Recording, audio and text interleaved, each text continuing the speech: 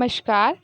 Neonatal jaundice नवजात बच्चों में पीलिया, इसे इक्टस न्यूनेटरम न्यूनेटल हाइपरबिलिरुबिमिया के नाम से भी जानते हैं। जॉन्डिस में बिलिरुबिन लेवल बढ़ा हुआ होता है, जिससे स्किन म्यूकोसा, आइज की स्क्लेरा येलोइश कलर की दिखाई देती है। नॉर्मल बिलिरुबिन लेवल 1.0 से 1.3 एडल्ट में होता है। अगर एडल्ट में इसका लेवल 2 mg से ज़्यादा और न्यूबॉर्न में 5 mg से ज़्यादा होता है तो इसे जॉन्डिस कहते हैं। About 60% term and 80% preterm neonates are clinically जॉन्डिकेटेड। नवजात बच्चों में जॉन्डिस एक सीरियस सिग्नल है। बच्चों में जॉन्डिस दो प्रकार के होते हैं, फिजियोलॉजिकल जॉन्डिस और पैथोलॉजिकल जॉन्डिस। फिजियोलॉजिकल जॉन्डिस यह डिलीवरी के 24 घंटे के बाद होता है। चौथे 4 से 5वें दिन में यह अधिक दिखाई देता है। 15 mg/dl से अधिक नहीं बढ़ता है। 14 दिनों के बाद यह खुद ब खुद खत्म हो जाता है। इसमें ट्रीटमेंट की आवश्यकता कम पड़ती है, लेकिन बच्चे को अच्छे से ऑब्जर्व करते रहना है। Causes: fast destruction of RBC because of soft lifespan of RBC 80 days and more fetal HB level 18 to 24 mg/dl. Immature liver, baby का लीवर इनमेच्योर होने के कारण liver UDPG uridine diphosphate glucuronyl transferase enzyme कम secrete करता है। यह enzyme bilirubin excretion में आवश्यक है। पैथोलॉजिकल जॉन्डिस यह बेबी में डिलीवरी के 24 घंटे के भीतर अपेयर होता है। सामान्यतः 10 दिन तक टर्म बेबी में और 14 दिन तक प्रीटर्म बेबी में देखने को मिलता है।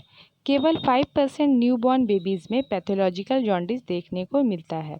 इसमें bilirubin level 5 mg/100 ml 24 our की दर से बढ़ता है।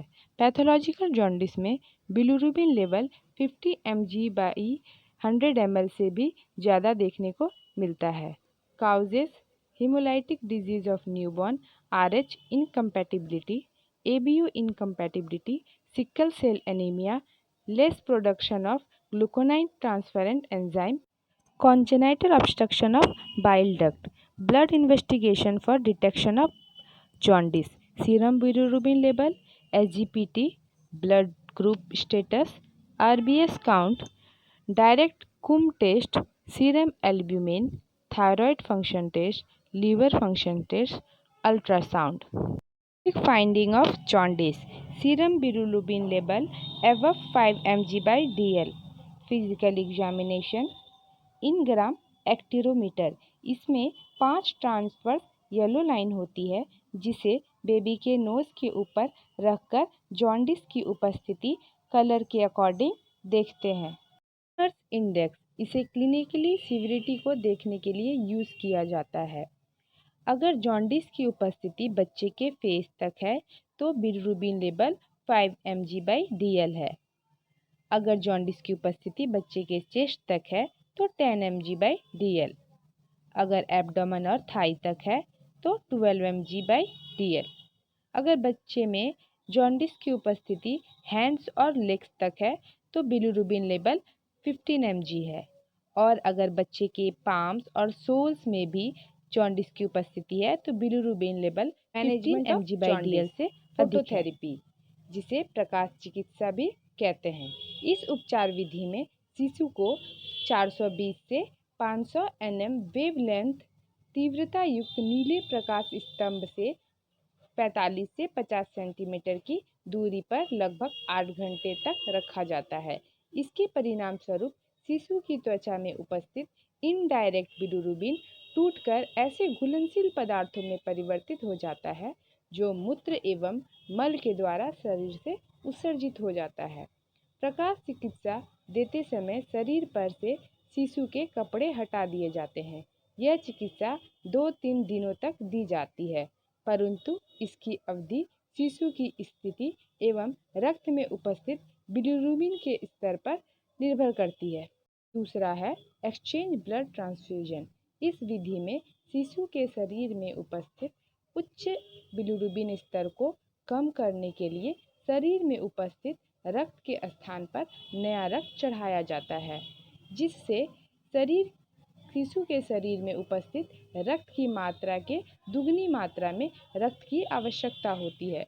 इस विधि में 160 से 180 पर केजी रक्त की आवश्यकता होती है। तीसरा है फिनोबार्बिटन थेरेपी। इस उपचार विधि में शिशु के शरीर भार के अनुसार फिनोबार्बिटन दवाई 5 से 8 mg पर केजी प्रतिदिन दिया जाता है, जिसके प्रभाव प्रकट होने में 3 से 7 दिन लगते हैं और यकृत में ग्लूकोनाइन ट्रांसफरेंट एंजाइम के निर्माण को प्रेरित करती है। Nursing responsibility during phototherapy.